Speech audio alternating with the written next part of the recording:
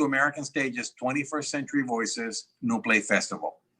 Hi, my name is Jose Forquet, and I'm proud to welcome you all on behalf of Bank of America. Additionally, I'm very proud to be a member of the American Stage Board of Trustees. Bank of America is one of the leading supporters of the arts in the world because we believe that a thriving arts and cultural sector benefit economies and societies.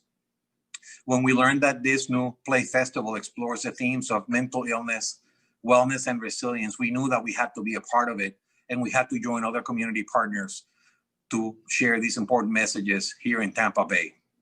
There's no better way to shine a light on these topics than through the arts. I want to thank American Stage for continuing to provide performing arts to all of us during this incredible pandemic that has affected the world. And I also want to thank American Stage for considering the needs of our community in developing the theme for this year's New Play Festival. Thank you to all of you also for joining us today and for believing in the power of the arts. Enjoy the show and stay safe.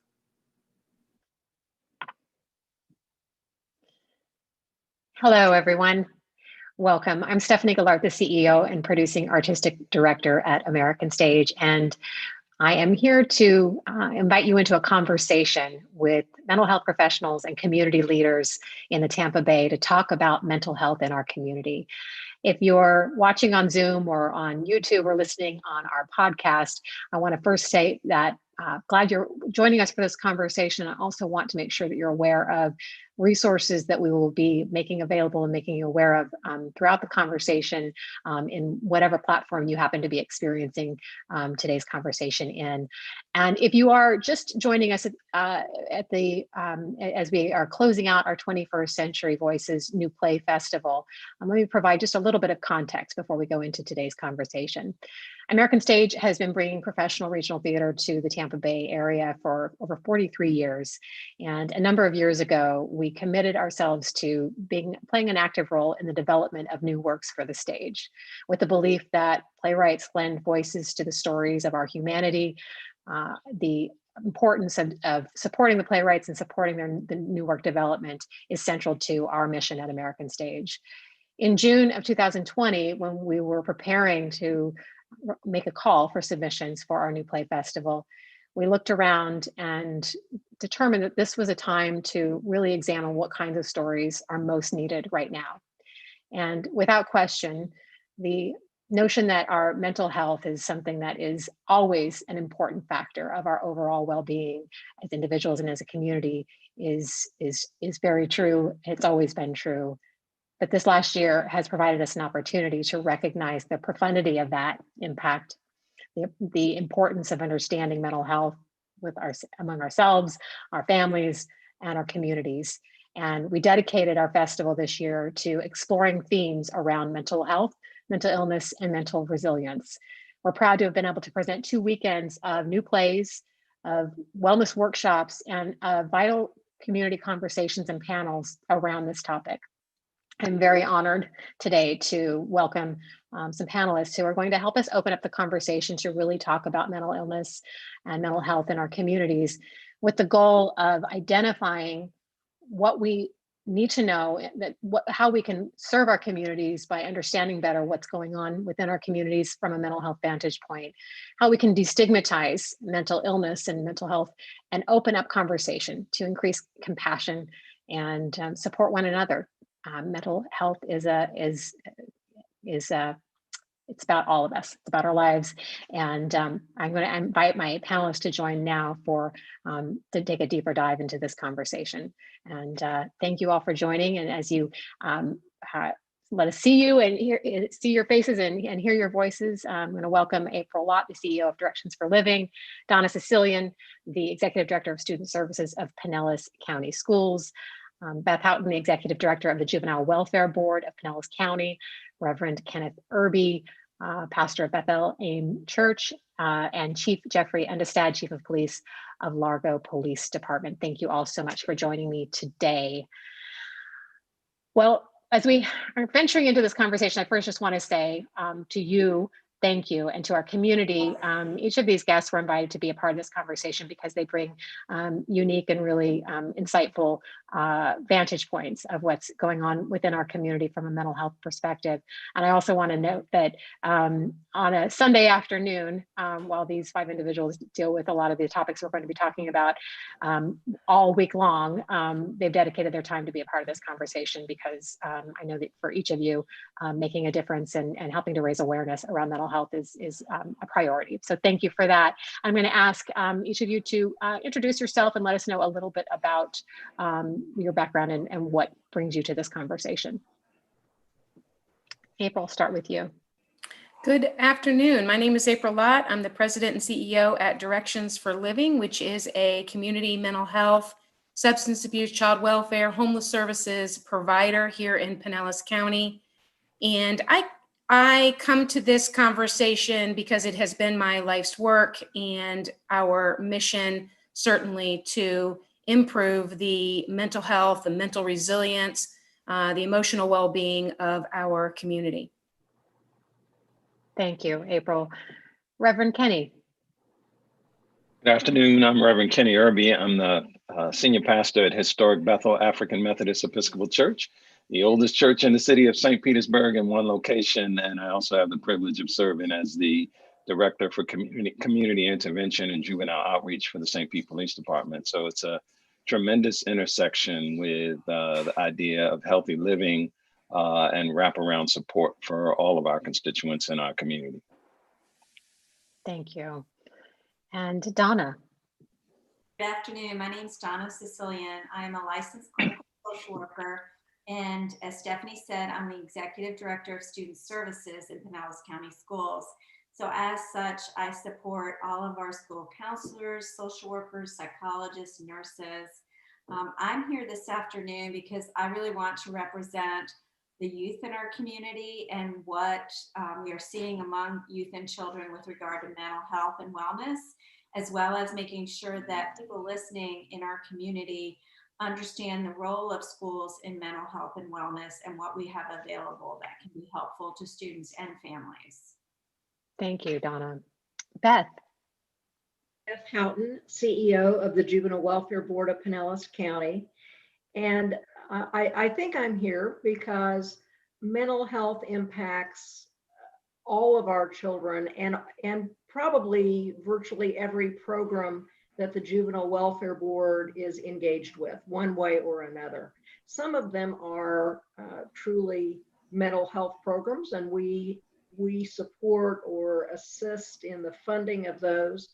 But a little over 3 years ago, realizing that there was greater opportunity for, let's say, the silos to connect, and for greater need for services and connections of children and families to services, the Juvenile Welfare Board began the Children's Mental Health Initiative. That is a community-wide initiative, including almost everybody on this call, using all the resources in the community. And I'll talk more later about that.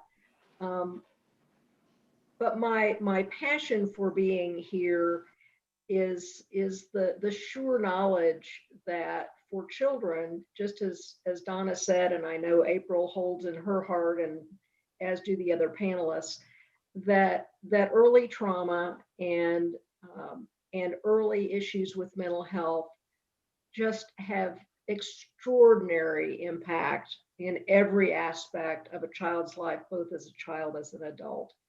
And so it can't be overstated how important it is that we as a community invest in making children's lives better, in being aware of those early traumas and doing what we can to both minimize them and then treat children with that knowledge as they go through the years.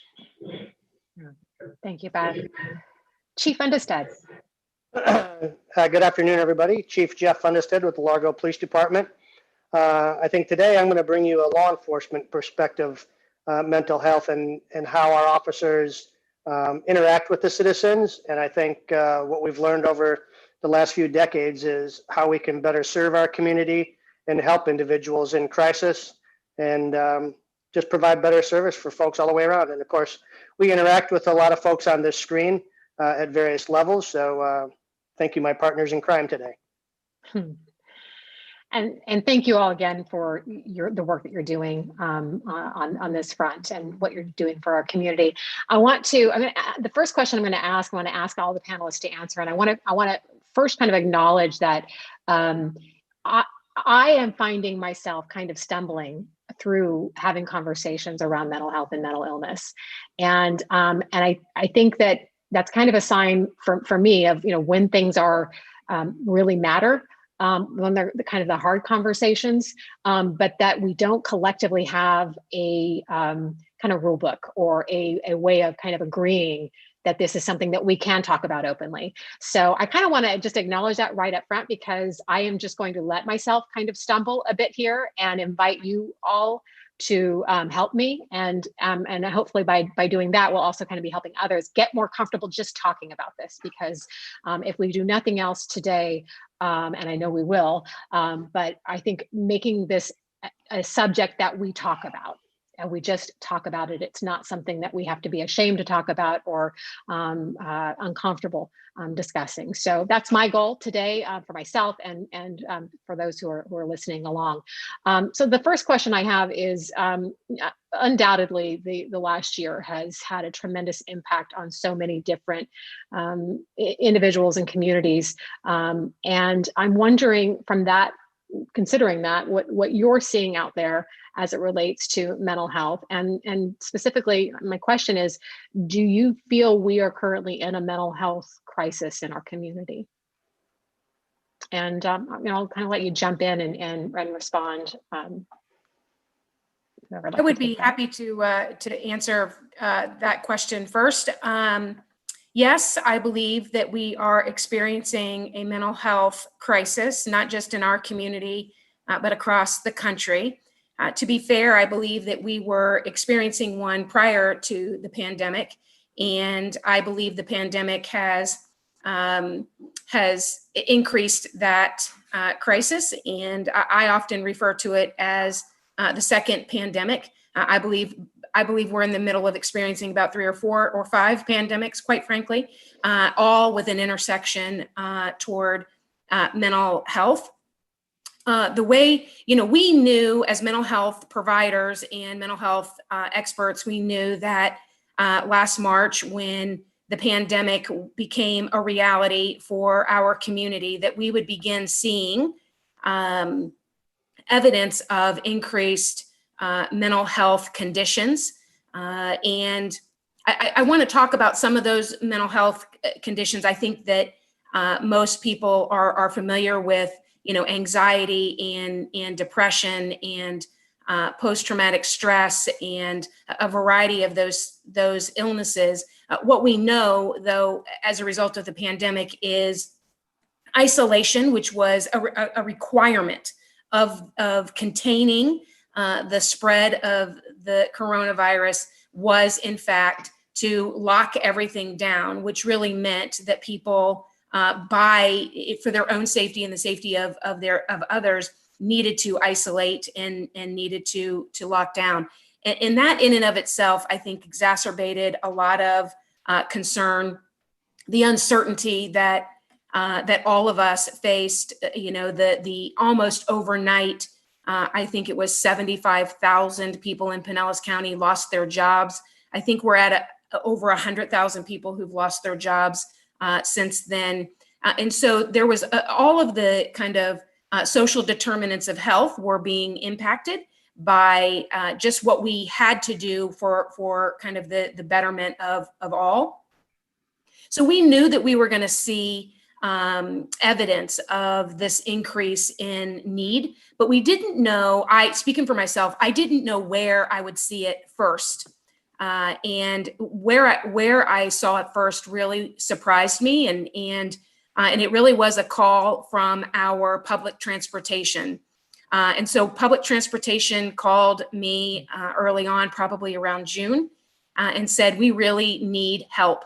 Our bus operators are now interacting with more and more people who are expressing suicidal ideations and intent to die by suicide. And they looked at their data, and in a particular year, all the years prior to 2020, they had maybe 2, 3, sometimes no incident reports with this type of information. And in 2020, by June, they already had 19 incident reports where bus operators were the first responder. They were the first one to hear and to see somebody experiencing a mental health crisis, and it scared them. So I knew that we were going to start seeing it throughout our community, but I didn't know where. And so the first place that we saw it was with public transportation.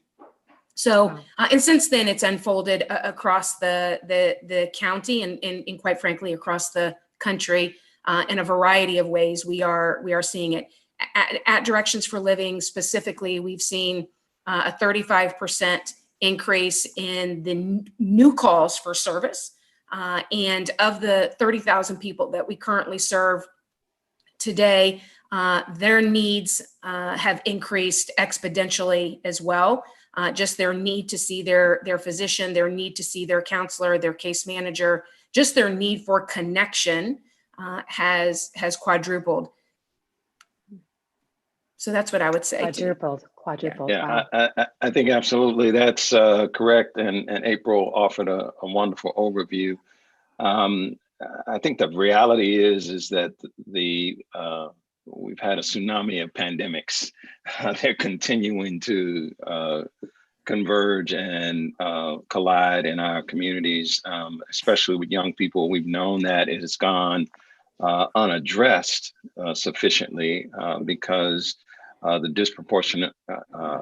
disproportionality, if you will, on marginalized community, particularly African American, Hispanic communities, and Black and Brown America has always been there, and it's been dismissed. And now with the pandemic, because of the social distancing realities, I can tell you that within my congregation and other faith leaders, servant leaders that I confer with on a regular basis, we are now seeing the multi-generational impact. It's not one specific segment, it is the entire panoply of possibilities now coming to head with, especially our seniors who have been in that 65 plus high vulnerability category, now having those physical and behavioral health manifestations that have to be addressed. And it has forced us to turn the mirror upon ourselves and recognize that we don't have sufficient resources, financially, human resources and clinicians in place, and the kind of partnerships that we need to be able to provide mental health and behavioral health care and assessments for a broad swath of our community. Thank you for that. And we are going to get to talking about resources and soon too. I definitely want to hear more of your thoughts on that, Beth. We have seen the same sort of direct observations and other clues that all of this is going on. We know that the social determinants of health were referenced by April, and we know that more families are struggling with hunger. We know that more families are struggling with paying rent. We know that that families aren't always able to double up in the same ways they could because of the pandemic. We know that families across generations aren't always able to see each other and they lose those connections. And so we see all of those things in our work, know that those are all additional causes for this increase in mental health issues. But we also see evidence of those issues increasing, not only through our partners like the school system or like Directions for Living, knowing that as soon as the pandemic began, their their numbers began going up. So people seeking services went up very quickly. And they have reached out and been incredibly creative to an agency in moving towards virtual ways of working with their children and families everywhere that they could. And the school system has done the same thing when necessary and when appropriate. But we also see it in other ways that you might not initially label in the same way. So we, for instance, work with lots of little itty bitties, 0 to 3 kids in both child care and early childhood education. And there's a lot more acting out by those kids who, some of them were out of care for a period of time when their parents were home working or parents didn't want the children in care. Then they came back into care and are just showing as little kids who can't articulate why they're feeling the way they're feeling. The way they show it is by acting out. So they're acting out at the same time that our childcare workers and our early education workers are also stressed for all the reasons all of us are. Plus, how do you socially distance with a 2-year-old? So they have extra anxiety, and you're bringing those 2 levels of anxiety together. And we see it there, and you all see it in the whole age range of everyone that you work with. I would just like to add that I agree with everything that everyone has said so far. And I think what I can add to that is that one of the things we find is all of our schools in Pinellas County, and it's true across the state and really across the country, have mental health professionals at the schools. We have our social workers, psychologists, counselors, and many of our students, this is very important to them that they're able to access those services at school. Some of them have additional services in the community. All of them aren't able to access them for a number of reasons, even prior to COVID. So when we found schools going to online learning, when we kind of went into lockdown, we, to use April's word, the isolation, we definitely began to notice the impact. Like Beth said, we scrambled and began to provide services through telehealth and virtually, but it's not the same thing. And so we've seen that impact with students. So we have these services in schools, but certainly the pandemic has made it more difficult for a lot of students to access the services in the community and in schools. And some of the things that we've seen a lot of anxiety, depression. One of the things that's most concerning to me that April and I talk about quite often is the number of students that have thoughts about hurting and killing themselves, that have plans to do it, that have made attempts to do it. And we've even seen an increase in the number of youth that have died by suicide since the pandemic. So I think that is an important thing to think about, is that the access to the already limited services, as the Reverend Irby mentioned, there's already a limit. Now we've reduced access, we've increased anxiety and all of the stressors, both for the youth and the adults. And for some of them, it's actually become deadly. So let me just jump in as the last one here for this question. I too agree with the other panelists. So from the law enforcement perspective, we've definitely seen an increase in folks with some mental health issues, with just a variety of calls we respond to. More importantly, they're tied to the homelessness. We're seeing a good portion of the homeless folks have some type of mental health issue that's underlying there, along with some substance abuse. So as we're trying to understand and help the community and the individuals that we respond to, on the flip side, the backside, we're also trying to make sure that as part of the first responder community, that we're taking care of the officers that are responding to those calls too. So we've been doing a lot of new innovative things at the agency over this last year, since COVID kind of kicked in and really taught us to think outside the box, to serve the community, but also really understanding the needs of the employees and how we can make sure we're keeping track and providing good resources for the employees and not forgetting about them as well. In hearing each of you speak to this, it's the thing that comes up is just how kind of overwhelmingly huge this is, the mental health and mental illness in terms of the scope of the impact, and those who are struggling just seems so wide and far-reaching.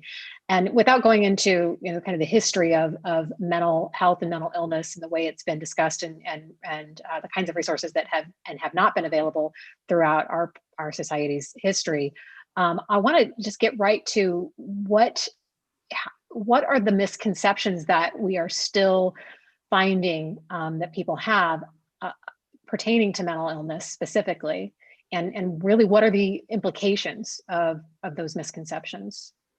Can I jump in first on this one? Please. So again, I have the two-sided coin on those we serve and the folks that I have to care for. So I just lost my train of thought. What was the question again? The misconceptions. I was so excited to jump in, I just lost it. Yeah. I know you have something on misconceptions that exist Yes. around mental health and the implications of those misconceptions. Yeah. So obviously, for many years, I think the biggest concern was, folks, it was a sign of weakness, and seeking help and asking for help was kind of forbidden, especially in our profession and a lot of first responders. As we're the ones that are supposed to look out for and care for others, and somehow we're impervious to the same issues and things that the people we serve are going through. So having that conversation, letting folks know it's okay, and it's actually important that you get these concerns and your feelings out there and have that discussion. And the feeling of 20, 30 years ago of suppress that as deep as you can go and everything will be okay. That's just got to go away. We have to get rid of that kind of thinking and move out of that to having the conversations that we're having today, and letting people know that it is healthy and it's acceptable to speak out and look for help and avoid getting to the point where you're in crisis.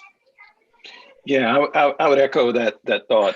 Thank you for sharing that. I mean, I think that the idea of somebody posted in the chat, I want to say ditto, absolutely, that this is not a one source solution.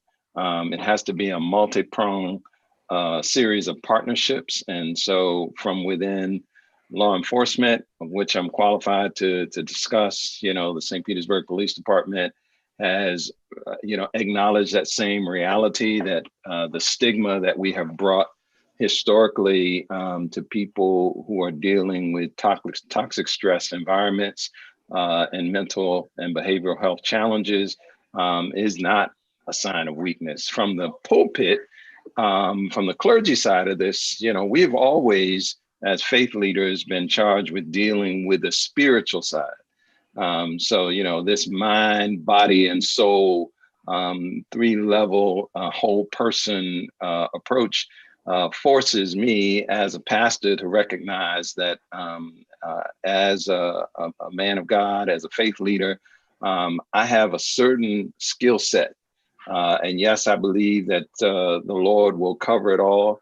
But when a person is in crisis, I need to make sure that I have the kind of resources and connections with clinicians to be able to bring the kind of skill and support that congregants need as well. And so that is a real key to this challenge in dealing, Stephanie, as you talked about the enormity of the challenge. It is greater than any one of us and not beyond the collective of us working together. And Reverend Kenny, if you wouldn't mind me pursuing that a little bit further with you, the idea of misconceptions, and you spoke at the beginning about that this has been an epidemic. I don't know that was your word, but in the Black and brown communities that has not been as openly discussed, and the support and resources have not been there that have been needed. Are there particular misconceptions around communities of color and mental illness? You know, the reality is first is we have to begin to engage. I preached this morning on having the courage to change. And that's something that I think we all have to have an introspection and deal with that reality that the disproportionality of stress and trauma on marginalized people is a reality. And whether we want to talk about the privileges of some and the lackings of others, people of color, because of structural racism, because of the lack and the prejudice within our society, have disproportionately had to deal with having to do superhuman-like things with very little. And that in and of itself is, as April alluded to, a tremendous cause of the anxiety and the frustration and the lack of hope. Because when people are hopeless, there's nothing that you can do to turn that around until you start to deal with the causes of such. Stephanie, I'd like to answer also the misconceptions. I think one of the biggest misconceptions from my perspective, and I think that there are dozens of them, but one in particular is this us versus them. This misconception that some of us have mental health challenges and others of us don't. And you know, that contributes in large part to the stigma that you know, we've yet to talk about directly here this morning. But the us and them, you know, is a very big misconception. There is no us and them when we are talking about mental health, in particular when we're talking about mental health, right, which is about our brains, and all of us have mental health. But it further is not even true when we're talking about mental health conditions or mental illness as a whole. All of us experience mental health conditions, mental health issues, and many of us will experience a mental illness at some point in our lifetime. So I think the misconception of, you know, that as long as I'm, you know, not talking about it, then that means I'm, you know, not one of them, is I think what keeps us stuck often is, which you opened with about, you know, I hope that we can, you know, start to change the conversation.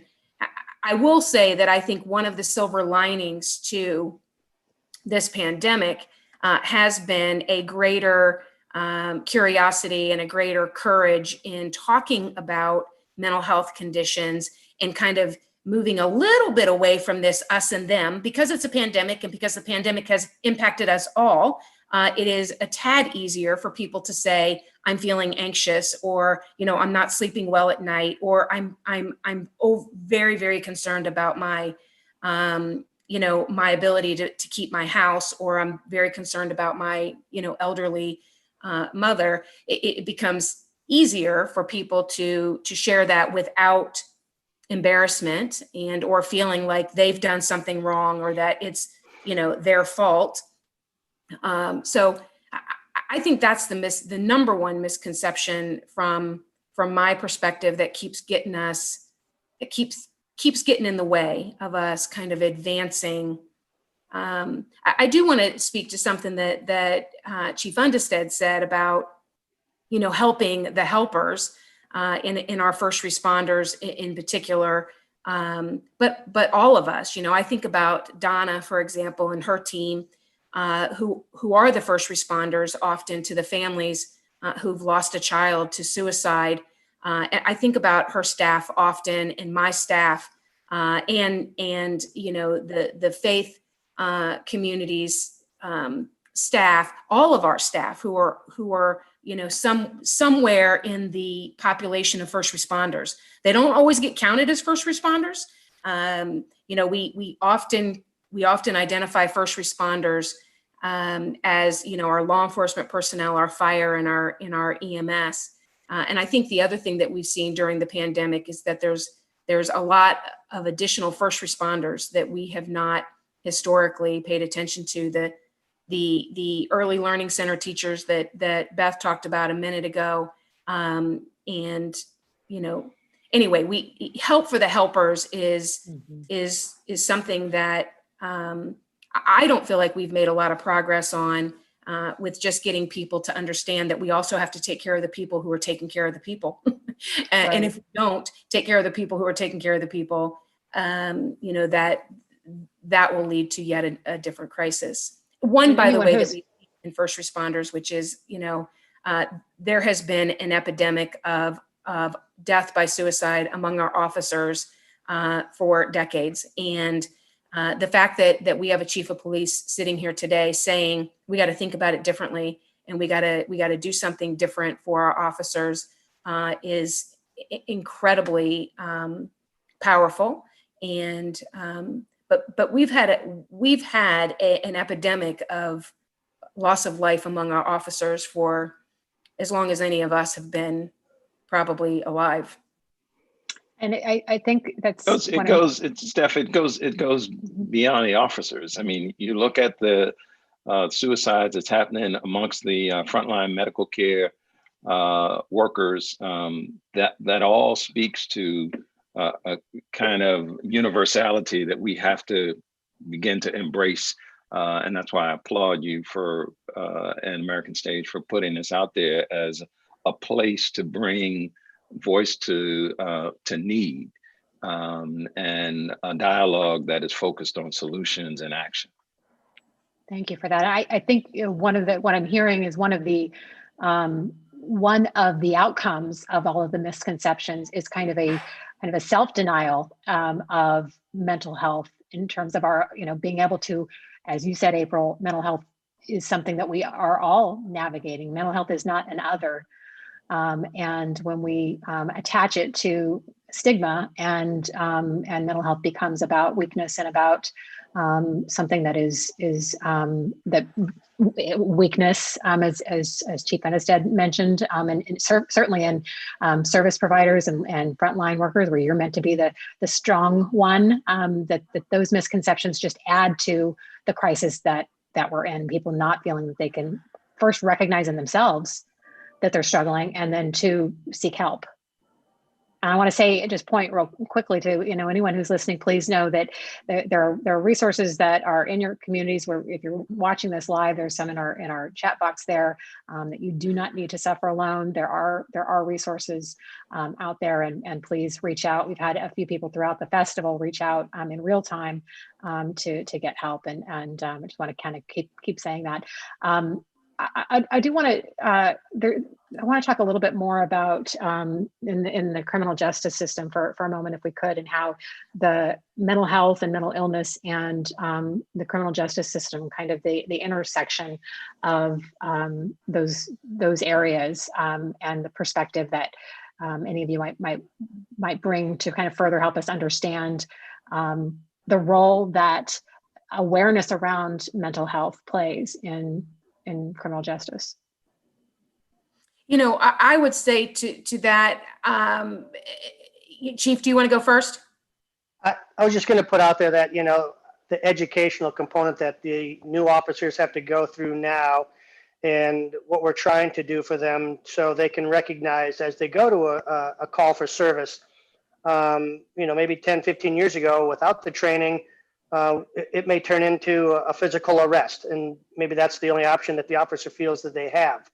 I think now we're better equipped and educated in trying to recognize, is there a mental health component to this call, and how can we give it as much time as possible to verify that this may not actually be a call that requires an arrest, but it requires something other than that. And then if so, what is that, and how can we get that to that person? Yeah, and what I was going to say is that, my observation of this intersection, I'm from a law enforcement family, and I could have gone that direction as a career choice, and instead went, what some would perceive as the opposite direction. And what I would say is that it is not the opposite direction at all. One of the challenges that that I think we've yet to solve is because there is so much stigma, first of all, around accessing services, acknowledging mental health conditions. People often literally would rather do anything than to acknowledge that they are having challenges of any kind, certainly those related to their mental health. And so left untreated, left unaddressed, right, they often become progressively worse, just like a medical condition, I might add. If we don't treat pre-diabetes, it often becomes diabetes. And if we don't treat diabetes, it often leads to death, right? And so along kind of that same line, people often then engage in behaviors that scare other people and frighten other people and or frustrate other people, which is when they call 911, right? It's when they call, and often our law enforcement is being asked kind of as the last resort, right? They don't get to say no, right? So if a call comes in, the police don't get to go, nope, I'm not going, right? So they go. And so now they're in a situation and or a position where they need to respond. And like the chief said, until very recently, without a whole lot of training relative to the issues of mental health conditions, worsening mental health conditions, or when a mental health condition has reached a crisis. And so our law enforcement has often had three choices, right? We take them to jail, we take them to the hospital, or we leave them to their own devices. And if and when something bad happens, then we often see law enforcement responding, in my opinion, with this risk adverse, I can't leave them, so therefore I have to take them, which has resulted in Pinellas County, by the way, with one of the highest Baker Act rates in the state of Florida. And I think it is a direct relationship to that we do an incredible job in crisis intervention team training. We are teaching our law enforcement officers how to recognize signs and symptoms. We're asking them not to criminalize those behaviors and not take them to jail. Our law enforcement in Pinellas County has stepped up and agreed. And unfortunately, that means they have to take them somewhere else, which becomes the Baker Act. So, I think this intersection is, my dream is that we would, when calling 911, that we would have 911 be able to say things like, is this a medical, police, fire emergency, mental health emergency? I'd like to see us add a fourth option to 911. As you know, when you call 911, it's three choices. Is it medical? Is it fire? Or is it police? I would like to see a fourth option, which is this a mental health emergency? And that we are then dispatching a mental health team, maybe in partnership or co-response teams with the police, but that we are offering a fourth option so that the right professional at the right time with the right intervention is happening. And there's obviously the personal implications of what individuals who really need treatment and are not receiving treatment ending up in the criminal justice system, just from a humanities standpoint, that is tragic. It's also, I'm sure, just in terms of looking at where our resources are going and how much money and is being spent on treating crimes that could have been prevented, or things could have gone down a different path. So just in terms of as well looking at this as a kind of a crisis for us in resource management, and we're putting resources behind criminal justice instead of some of these mental health support mechanisms that would have prevented the need for incarcerations or those kinds of measures. Yeah, they often. Right. That's absolutely correct. At the largest level, we talk about criminal justice, but there is a lower level, and that's just our basic law enforcement. Those are some things that, I'm pleased to be able to report in St. Petersburg, our community assistance liaison program, our training programs, and the 8 Can't Wait standards, all those kinds of guidelines are adhered to here in the city of St. Petersburg. And yet it still is not enough to deal with the deep ignorance around the subject matter. which is a part of what has demonized mental health issues and will require courage. Again, and I'm the big partnerships advocate here to say, you know, St. Pete Police Department has joined forces with the Gulf Coast Jewish Family and Community Service Group to create a level of response so that it's law enforcement and clinicians to be able to deal with those calls that April alludes to that are mental health calls. But we have to take a deep look at the system and say, why are these systems, how do they need to be adjusted and restructured in order for us to be more empathetic and efficient in our response to human issues? One of our panelists in our shared stories yesterday, who was sharing their personal story of mental health and mental illness, talked about what a difference it would have made to them had mental health been taught to them as a young person in school. If the conversation and the kind of vocabulary around that had been something that was as easily talked about or as accessible as talking about other kinds of health matters. So with that in mind, I think it connects to a lot of what we were just talking about. I'm curious to hear more on what's going on with our children and teens, and what do we need to know and be thinking about to ensure that we're identifying where where kids may be demonstrating early signs of struggling, and what are the resources that we need to be providing or are providing. And Donna, I'll start with you, and Beth, we'd love to hear from you on that as well. I was just listening to the other panelists and thinking about that very thing, Stephanie, because one thing, youth are resilient. Not all youth speak openly about mental health, but they certainly speak more openly than most adults do. And I like to think part of that is the efforts that we've made towards teaching youth and destigmatizing mental health with youth. So one of the things that we do is there's a 6-hour youth mental health first aid training that is for the adults in the lives of children and youth. And so in Pinellas County Schools, we have over 25 youth mental health first aid certified trainers. So we are trying to saturate our entire community, our schools and our whole community with youth mental health first aid training, because what that does is it teaches the adults in children's lives how to identify what is normative development and when are we seeing and hearing things that are departing from normative child development and teen development. So I think that's really important. One of the biggest things we can do working with children and youth is intervening with the adults in their lives, because youth don't live on their own. They're kind of at the mercy of the adults that they interact with, both in their families, in their communities, in their schools.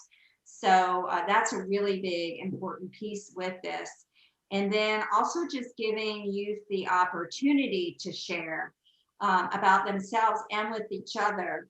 So one of the other things that we do in Pinellas County, and I know other districts across the nation have, is we've partnered with Sandy Hook Promise, and we have a Say Something program that is an anonymous reporting system for any time anyone, an adult, another student, a student on themselves, has any kind of concern of a threat of harm to themselves or other people or something that's going on, bullying, any kind of concern, it can be reported anonymously. So we train all of our students on what are the signs and symptoms in each other and in themselves, and then we give them multiple ways to let a responsible, caring adult in their lives know. There's an app we have them download on their phone. There's a phone number. There's a website. I think we're going to have that in the chat here soon. And this is a way, and they screenshot, social media, and they post it, and they let us know what they're seeing in their friends and in their peers.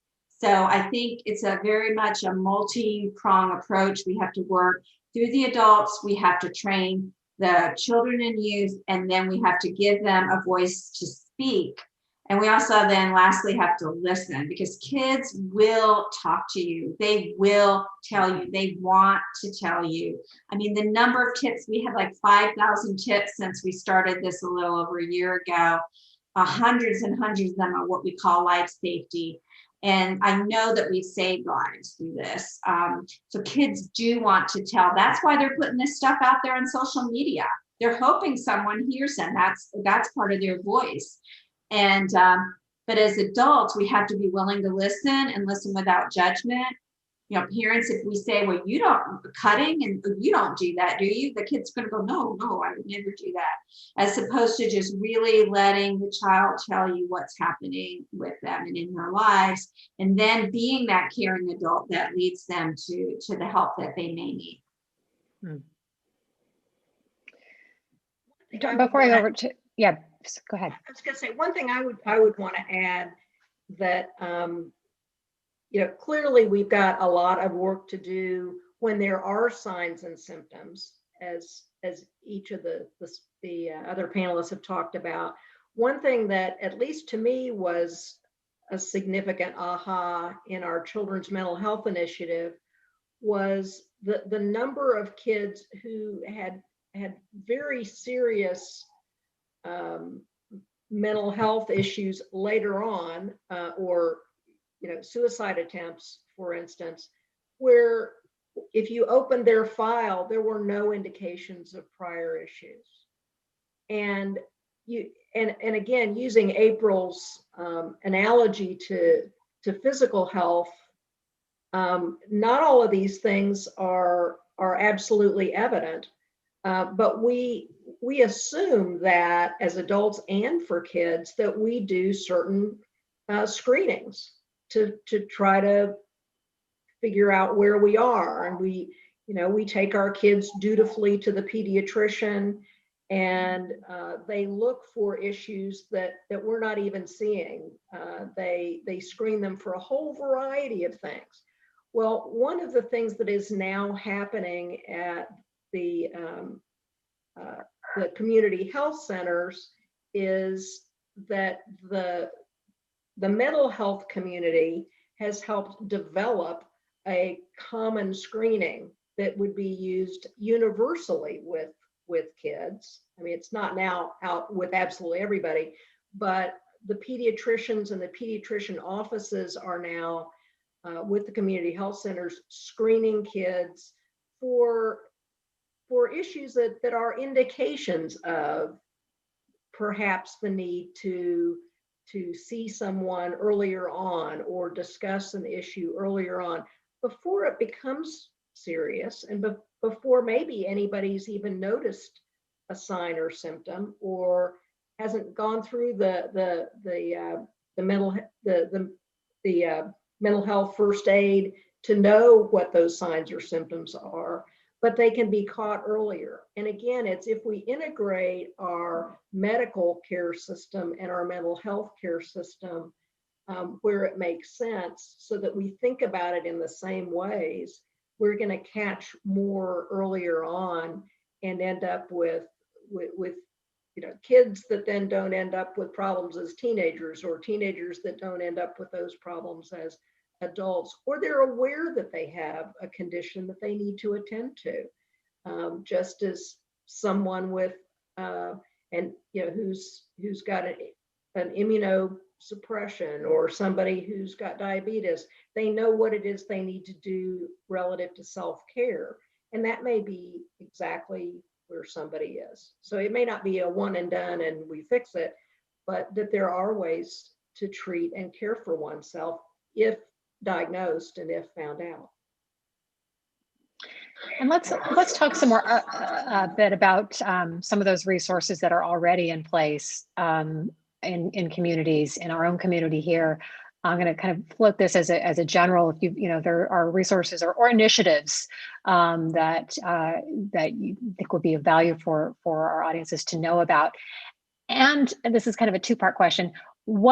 How can we make those resources more equitably distributed and made available?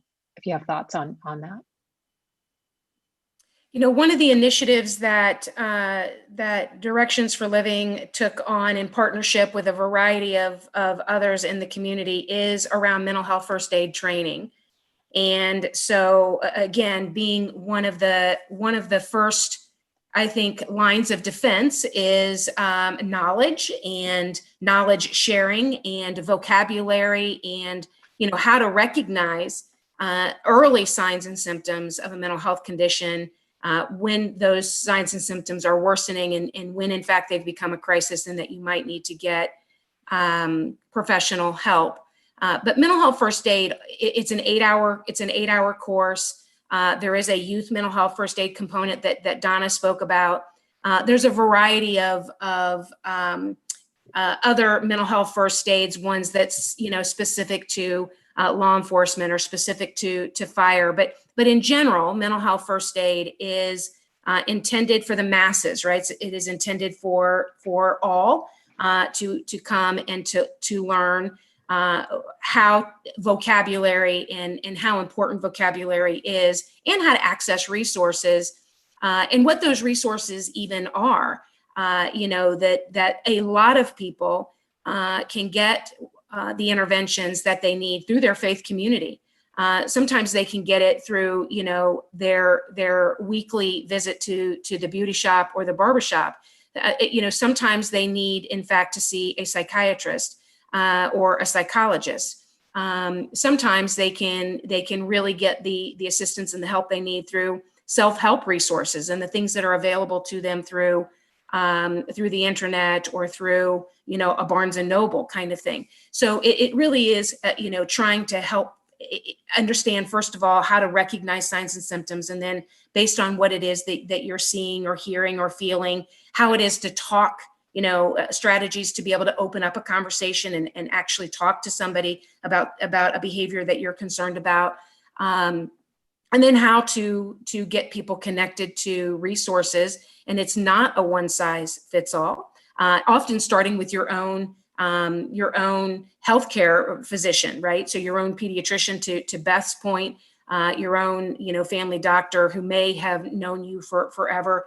Or if you are new to a medical home, like a community health center or a department of health, just being able to speak to your doctor can sometimes be the best way. So to start the conversation. But I think, from my perspective, that I want to capitalize on the fact that one of the silver linings to the pandemic is that people are willing to talk about mental health and mental health conditions.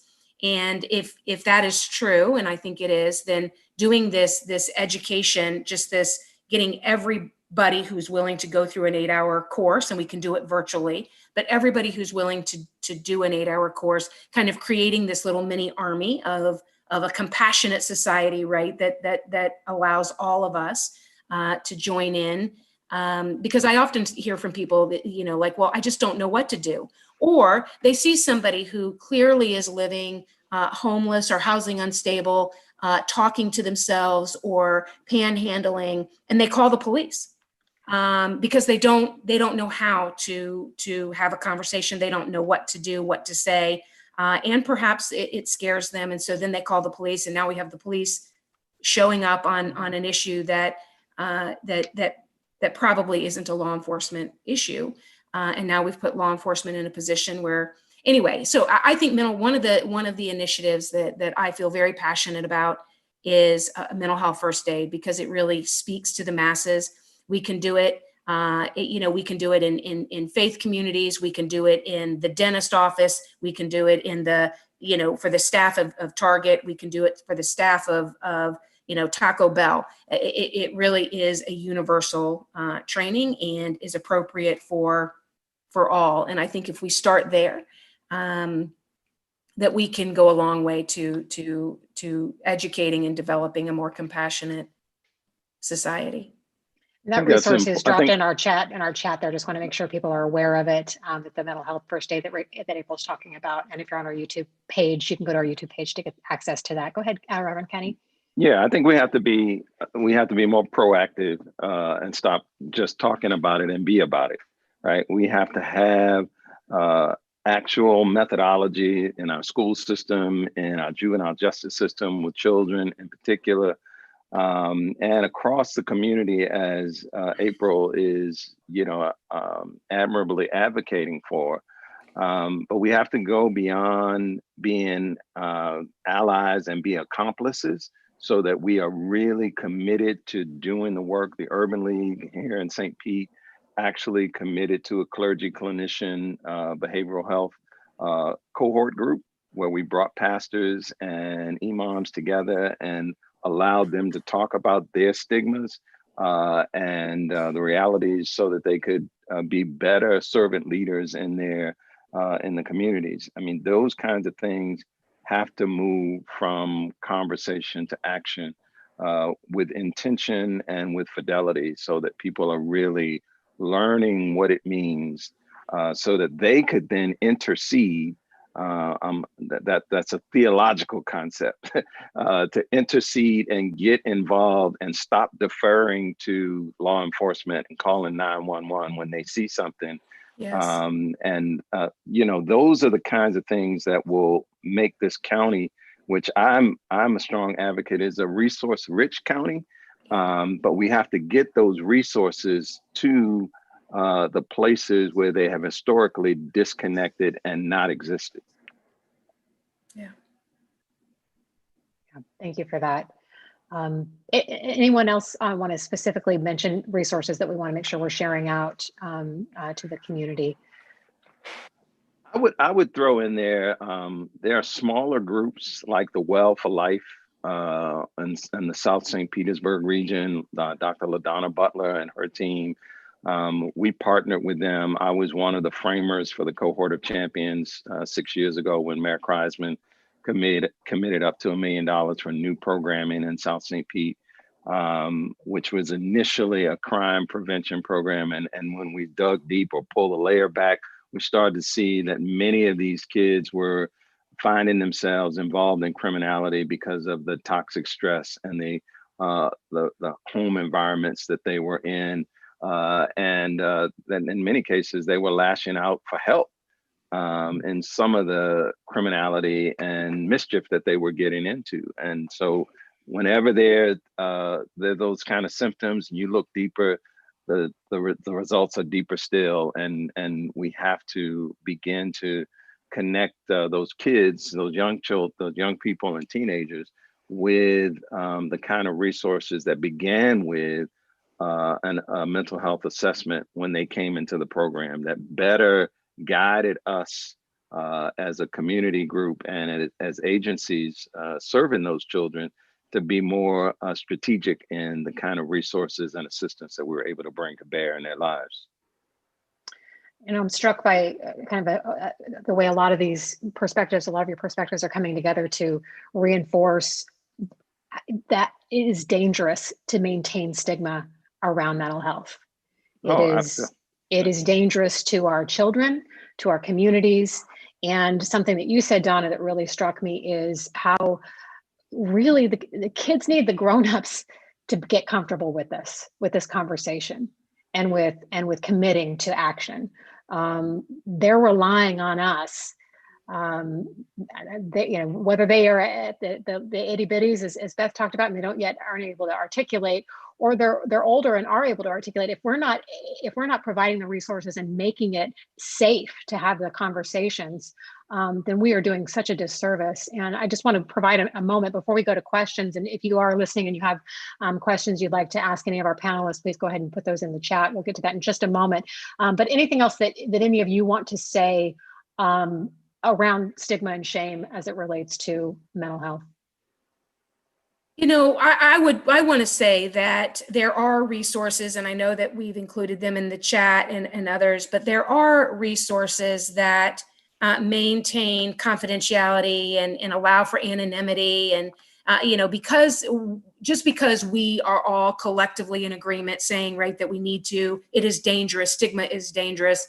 And that we first and foremost need to be addressing, that it's not going to change it, when we're done with this panel discussion. And so I always just want to say that there are ways to access resources and to have somebody to speak to in the event that you don't feel comfortable, or that you don't even know in your own community you don't know that the Well for Life exists, or you don't know that you can speak to your faith leader or to your teacher or to your coach you're too ashamed to do that. Or as a parent, you're too ashamed to let somebody know that you're having a hard time, that, you know, there are 1-800 numbers that are available, you know, 24 hours a day, 7 days a week, that will provide anybody with the opportunity to speak to somebody and kind of talk through what they're thinking and what they're feeling. And I just want to say that because you know, I know we also have in the resources 211, regardless of where you are. I think in the state of Florida, if you call 211, you know, they might all be run a little differently, but 211s across our state are set up to, you know of resources that are available, and can, you know, through a series of questions, get you connected to or provide you with a list of resources that you might be interested in. But if you need to speak to somebody, there is a way to do that 24 hours a day, 7 days a week, confidentially and with anonymity. Yeah, I would only add on that by challenging those that are not so much on the panel, but those who are watching and viewing to get involved. This is definitely an each one reach one reality. And our children need role models in their lives. And so mentoring programs that lead to begin with a relationship, the beginning of a relationship will reveal rich insights that can help you guide those young people to the kind of resources and help that they need to be productive adults. Because children are going to do as you do. You know, and every parent on the line knows what I'm talking about. You may have a grandmother or great granny who used to remind you that children are going to do as you do and not as you say. And so we have to see that importance of the kind of impressions that we're making and the examples that we're setting in the lives of young people. Get involved. Yeah, get involved. So we do have a couple of questions, and I want to start and share out their questions, and then we'll do just in our final kind of few moments here. And I just this first one is for actually for you, Chief Undestad, specifically. The viewer is asking how your department and how the county responded to the Black Lives Matter recommendations to reduce racial disparity in policing and the racial and the policing in the justice system. Yeah, let me just first by saying, as a group, the Pinellas chiefs and sheriffs meet regularly. And when the first question came up with 8 can't wait, our group got together, and most of us are either state or national accredited. Some are both. Largo Police Department is both state and national accredited. And that's a good check and balance as far as our policies and procedures to make sure we're doing the right thing, and then verifying that we have it written down, that we're actually living up to what our policies are saying. So I'm actually pretty proud for the county as a whole. Because of the accreditation standards, we were all able to respond to the 8 can't wait policy questions with very little or no change in policies, meaning we were already ahead of the curve. Pinellas County is got a really great law enforcement community, and I don't think we do a very good job bragging about ourselves of the good that we do, but just the public should know behind the scenes, we are really doing a wonderful job trying to keep ahead of the curve on some of these things. Something else to add, I know they talked about the diversity in community. We're all in the candidate pool together, so there's usually one screening service that we get our candidates from, but other agencies have the opportunity for different recruiting programs. Us as Largo, for example, probably 3-4 years ago, we saw that need, that we needed to get outside the box and outside the norm, but how do we get there? So we created a different approach to our recruiting, giving us some flexibility on going out and finding members in our community, in our high schools, that we feel would be good candidates to become police officers or telecommunicators for the agency and serve the city. We do have something talked about use of force in there. We're not unique either. Other agencies do the same thing, but we have what they call early warning system. It's a program that's built into the city's computer system or the police department's computer system that will help track. So for example, if some officer uses force beyond simple handcuffing, all these documented reports of force are entered into the computer system. So we can track what's going on. And if it looks like something is out of the norm, we can quickly address it and get with that individual to see what's going on. So we do have programs. Other agencies do the same thing to keep track to make sure that our folks are doing the right thing and they don't fall into that mental health trap, right? Because they're human too. So they're going to have the stressful day on top of what the job brings. But how do we help manage and help them through that process as well? Body cams was a part of the Capicum there too. That's another good one. That's certainly going to be, I think, the way of the future. So depending on how you are, and again, I think Pinellas County is ahead of the curve on that. There are other agencies in the county that are already moving towards the body cameras, and most are making plans to implement the same. Just know for some folks, it's a very long time consuming process because it's a very, very expensive endeavor. So it's just one of those things that we recognize the importance. We agree that it's probably something we need. How do we get there and when can we get there is problematic sometimes. The last part of it was about crisis intervention teams. So again, our agency is not unique. All agencies, Pinellas County, participate in the CIT program that April and her team host. We had a chief, probably two chiefs before me, and he actually made it his goal and promise that every officer in the police department would be CIT certified. And we are living up to his promise and making sure that often as that training is offered, that we get folks in there and train. So we agree that that's a very important thing to make sure that our folks have that training and the first aid for mental health training as well. So that kind of just goes right back to what I said early in the webinars, that training component, right? We want to make sure that our folks have that understanding, the training to recognize and to be able to step back and take a breath. So people see that in the civilian side and the law enforcement side, that when we get involved as law enforcement, the clock is kind of ticking, if you know what I mean, right? So once we're on scene, things have to happen in a certain manner and under certain time constraints. So it's important to recognize that we do have the ability to take a deep breath, step back, and then reassess rather than keep moving ahead at this time frame that we feel we have to handle this call in. So sometimes there's some pressure from citizens and law enforcement on when we get called out to a call for service that there's an expectation it's going to be handled in a particular way and quickly. And sometimes we all know, right? Quick isn't better. And sometimes we need to be able to recognize and know we need to spend a little more time to actually solve the problem rather than just trying to mask it or put a Band-Aid on it and shoo it off to somebody else. Thank you, Chief. I'm wondering, yes, go ahead. Stephanie, can I speak to some of the things that the chief has spoken to, and I think a little bit maybe to the question.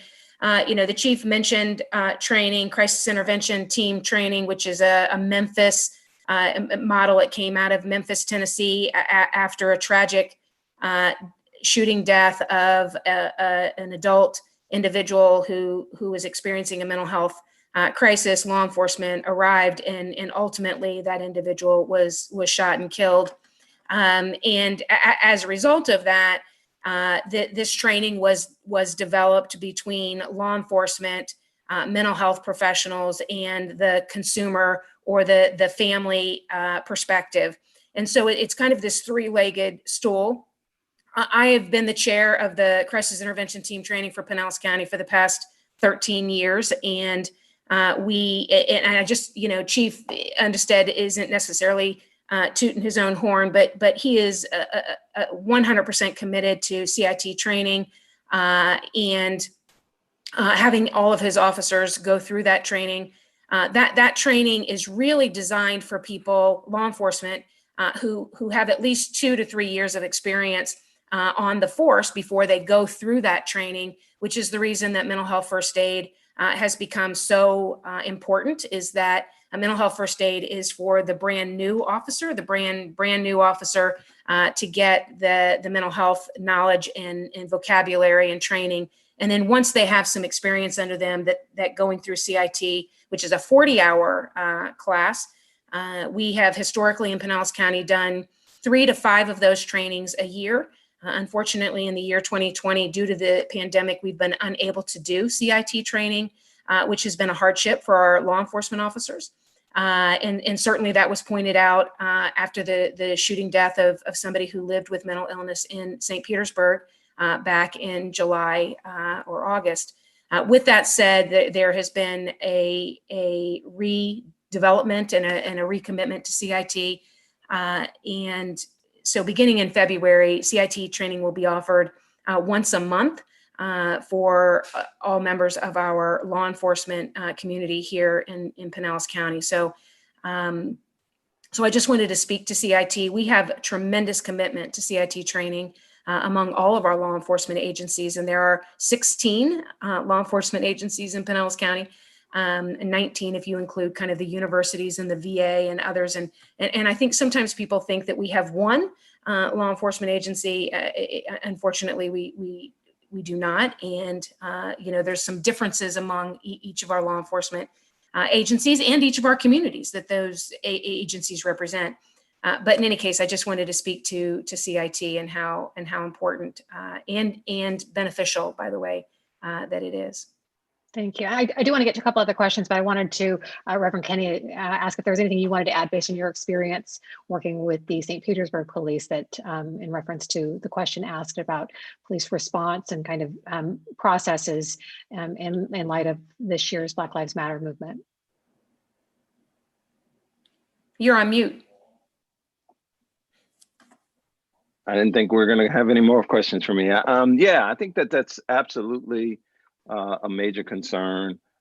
Chief is correct that the vast majority of the agencies in that amongst those 16 agencies were well committed to and along the way in the 8 Can't Wait standards. The chokehold was probably one of the most controversial, and none of our agencies were using it.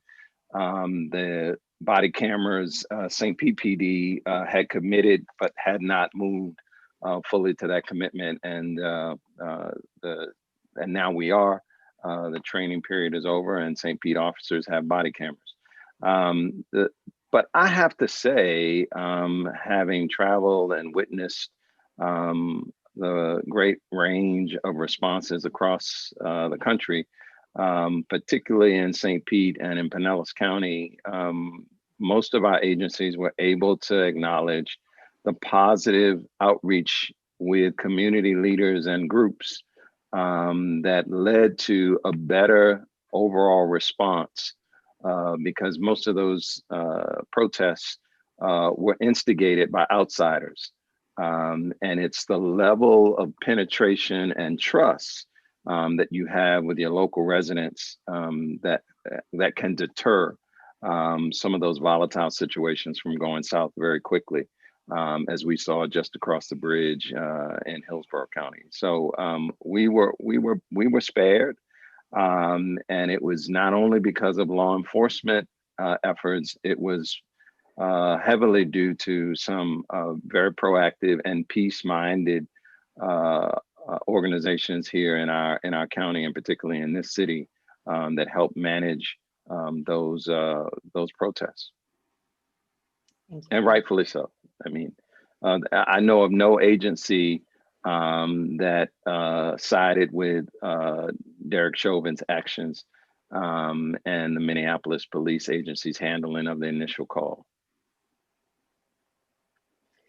Thank you. There are a couple of questions in here in our last couple of minutes I want to get to, because they're very kind of specific. People asking for some insights into how they might get some help. And one of the questions, and this might be for our clinicians on the panel, someone's asking if they've never sought counseling before, what they can expect and walking into a counseling center or going to a therapist. Donna, do you want to take it? You want me to take it? No, go ahead.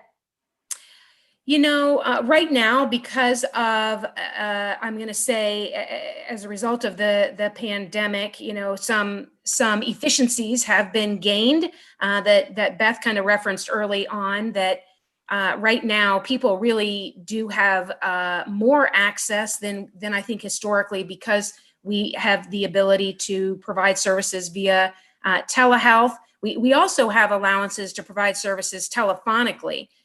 So while I don't think telephonic counseling services are the most effective, they certainly can be a starting point. Being able to see one another, you know, tends to help that relationship deepen more quickly. But again, technology and a lot of things that we've learned, by the way, you know, are the areas within our community that didn't have access to technology, didn't have Wi-Fi in their homes, didn't have, you know, additional laptops and cell phones and things like that. But to answer the question directly, I would simply say that what someone could expect is that they would make a telephone call, that they would get a first appointment for an assessment to kind of talk about and talk through what they're experiencing and what they might need. And then pretty quickly thereafter would get connected with either a counselor or, you know, a psychiatrist or a psychiatric RNP or a case manager, and then be able to access those services on a, you know, weekly, twice weekly, monthly basis. And currently, most of those services in our community are being provided the way we are all meeting here today, which is virtually or through a Zoom platform or a Teams platform. So that's what I would say someone could expect. I think, you know, one of the things that maybe is difficult, aside from stigma being probably the leading cause of people not reaching out for help, that unlike a physical ailment, sometimes maybe mental illness, struggles with mental health are harder to define for the individual seeking help. And that might be some of the reluctance around seeking help. I know a number of mental health professionals, and I would say that I'm sure that you would agree, April and Donna, that when you seek out help or mental health support, you're speaking to someone who's going to bring no judgment to the conversation, and really, you know, I would assume someone doesn't have to come knowing what specifically they need help with. That's correct. I would like to add, so what I would hope someone would find, whether they seek support at an agency, a private practice, their school, is, you know, someone that will listen, that has compassion, understanding, and also the skill set to lead them to, you know, healing. Like you expect a doctor. You want to go to the doctor. You want to be able to tell them your symptoms. You don't walk in there and say, here's my diagnosis. Here's what's happening. And the individual needs to be able to listen and be compassionate and be able to then kind of help identify what might be helpful. And I was thinking through this whole, you know, like hour and a half that we've been talking, I just want to say real quick, like I'm thinking about if we equate mental wellness and mental health to physical health. So we all probably know a couple people that are really buff and physically fit, right? And we all probably know people that are extremely physically ill.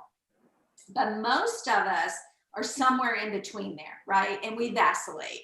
And some days, you know, we're out there and we're riding and we're running and we're eating healthy and we're doing well. And then, you know, so we're all back. And it's the same thing with mental health. I think for the majority of us, you know, we're not like totally mentally well without issue, as April pointed out. And we're also not necessarily have a diagnosable mental illness at that time, but we're somewhere in between.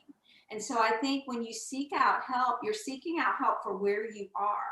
And you don't have to be at the point where you think, I'm depressed, I have a panic disorder. You could just be, I'm worrying and struggling more than I used to and having trouble sleeping. you know, I just think most of us live in this gray, regardless of our age or where we're at.